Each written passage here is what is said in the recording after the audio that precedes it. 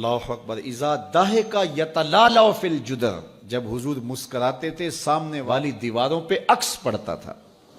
اللہ اکبر، جب مسکراتے تھے نور پھیل جاتا تھا۔ اذا تکلم رؤیا کالنور یخرج من بین ثنایاہ، حضور کے سامنے والے دانتوں میں ہلکا سا فاصلہ تھا، اور جب آقا کریم گفتگو کرتے تھے وہاں سے نور کی کرنیں چھن چھن کے نکلتی تھیں۔ یہ میری خوش قسمتی کہ میں حضور کا امت ہوں، ساری زندگی اس کا شکریہ ادا کرتا رہوں تو کہ شکر ادا نہ کروں۔ ہم حضور کے امتی، نبی انتظار کرتے رہے، نبی منتظر رہے۔ حضرت خلیل اللہ کی بارگاہ میں پکار رہے ہیں، ربنا وابعث فیہم رسولا، مالک رسول بھیج دے۔ کوئی کہتا ہے لیسا بفظ ولا بغلظ، وہ ترشرو نہیں ہوگا، سخت مزاج نہیں ہوگا، ماتھے پہ شکنے لانے والا نہیں ہوگا، وہ پیار بانٹنے والا ہوگا، بس وہ آیا جا رہا ہے۔ حضرت عیسیٰ نے تو نام بھی بتا دیا نا، مبشرا برسول یاتی من بعد اسمہ احمد، لوگوں میں جا رہا ہوں، چلو نام بھی بتا دیتا ہوں، میرے بعد جو آنے والا اس کا نام احمد ہوگا۔ نبی انتظار کرتے رہے، 12 نبیوں نے انتظار کیا حضور کی امت میں ہونے کے لیے، تمنا کی۔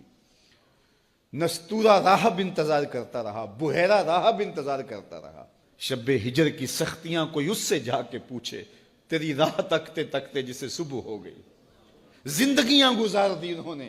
سلمان فارسی کی کہانی سن لو، مجوسی کے بیٹے تھے، حق کی طلب میں نکلے، باپ نے گھر سے نکال دیا، ایک پادری کے پاس جا کے رکے، زندگی بھر اس کی نوکری کی۔ جب اس کا آخری وقت آیا، اس نے کہا میری تدفین کے بعد غموریا چلے جانا، وہاں کا پادری خدا رسیدہ ہے، تجھے اس سے کچھ مل جائے گا۔ کہتے میں وہاں سے غموریا آ گیا، پھر اس پادری کی ساری زندگی خدمت کی۔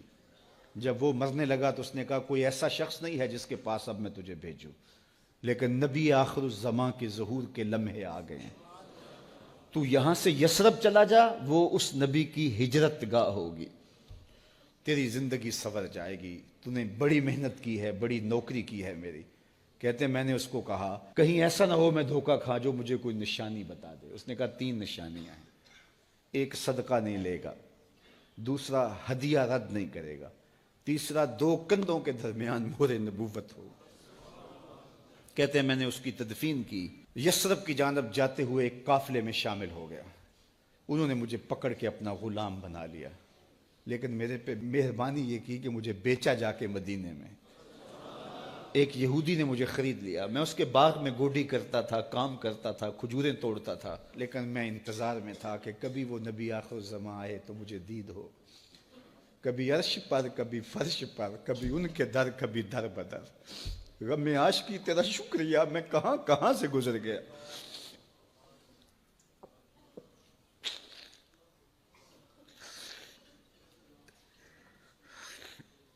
کہتے ہیں ایک دن میں اپنے باغ میں کھجوریں توڑ رہا تھا کہ ہواؤں میں مستی پیدا ہو گئی، اور ہر سمت سے طلع البدر علینا کی صدائیں گونجنے لگیں۔ میں سمجھ گیا کہ وہ لمحے آ گئے، میں نے چھلانگ لگا دی اور دوڑ پڑا۔ میرے آقا نے سمجھا شاید غلام بھاگ گیا، اس نے دوڑ کے مجھے پکڑ لیا۔ میں نے اس کو کہا کہ میں نوکر تیرا ہی ہوں، لیکن دل نوکر کسی اور کا ہے، میں بھاگوں گا نہیں، مجھے جانے دے۔ میں کچھ کھجوریں لے گیا تھا صدقے کی نیت سے، جا کے حضور کو پیش کی۔ آقا کریم نے فرمایا ہم نبی صدقہ نہیں لیتے۔ کہتے ہیں نشانی ایک پوری ہوگی، کہتے ہیں کہ میں کچھ دنوں کے بعد اور کھجوریں لے گیا، اور میری نیت ہدیہ کی تھی، میں نے پیش کی، حضور نے قبول فرما لی، لیکن میں بھی کہتا تھا تیسری نشانی بھی پوری ہو لے تو پھر مانوں گا، اور وہ کیا تھی؟ 2 کندھوں کے درمیان مہر نبوت۔ کہتے ہیں ایک دن حضور میرے باغ میں آئے، اور آقا کریم نے اپنے مبارک کندھے پہ چادر رکھی ہوئی تھی، اور چادر کی اوٹ میں مہر نبوت چھپی ہوئی تھی، اور میں پیچھے ہو کے دیکھتا تھا، اور میری آرزو یہ تھی کہ کوئی تیز جھونکا ہوا کا آئے اور چادر ہٹ جائے اور میں مہر نبوت کی زیارت کر لوں۔ حضور میرے ارادہ قلب سے آگاہ ہوئے، فَأَلْقَى إِلَيَّ رِدَاءَهُ، حضور نے چادر اتار کے میری جانب پھینکی، اور پھر ایسے رخ کر کے فرمایا انظر الی ما امرت بہ، اس پادری نے جو بتایا تھا دیکھ لے آ کے۔ تو کہا میں نے دیکھا کہ حضور کے کندھوں کے درمیان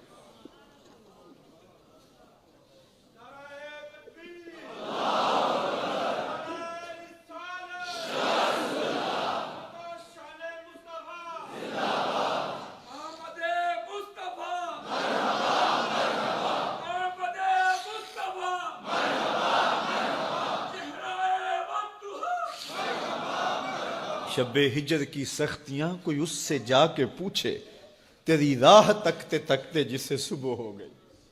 ہم نے تو کوئی انتظار نہیں کیا نا، ہم نے تو کوئی دکھ نہیں سہا، ہم سوئے تھے مقدر جاگ اٹھے۔ ہمارے والد مسجد سے مولوی صاحب کو بلا لائے، انہوں نے کان میں آ کے کہا مبارک ہو تو حضور کا نوکر بن کے آ رہا۔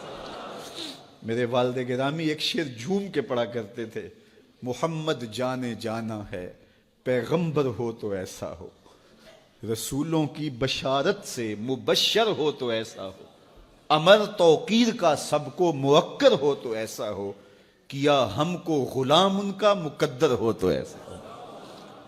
میں اپنے مقدر پہ قربان نہ جاؤں، آپ اپنے مقدر پہ نثار نہ جائیں، ہمیں وہ نبی ملا جو نبیوں کا نبی۔ بنو سعد کے مقدر بھی جاگ اٹھے، اللہ اکبر، کیا وہ خوش نصیب وادیاں تھیں، کیا وہ خوش بخت پہاڑ تھے بنو سعد کے، جہاں حضور نے زندگی کے ابتدائی سال گزارے۔ اللہ اکبر۔ حضرت حلیمہ سعدیہ کہتی ہیں جب میں حضور کو گھر لے گئی تو میرے گھر میں روشنیاں آ گئیں۔ باقاعدہ عورتوں نے کہا حلیمہ تو اتنی امیر ہو گئی ہے رات کو بھی دیا نہیں بجھاتی۔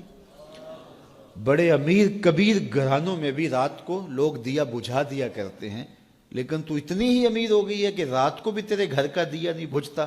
تو حلیمہ سعدیہ نے کہا آؤ میں تمہیں بتاؤں میرے گھر میں دیا کون سا روشن۔ باقاعدہ ہم جولیوں کو بلایا، پالنے میں حضور تھے، اشارہ کر کے کہا ما کننا نحتاج الی السراج من یوم اخذناہ، جب سے یہ پیارا گھر آیا ہے میں نے سارے دیے توڑ دیے، دیے کی ضرورت نہ مشعل کی حاجت، عجب روشنی تو نے پائی حلیمہ، بڑی تو نے توقیر پائی حلیمہ، بنی تو محمد کی دائی حلیمہ۔ کہا ما کننا نحتاج الی السراج من یوم اخذناہ، جب سے یہ پیارا گھر میں آیا ہے میں نے سارے دیے توڑ دیے۔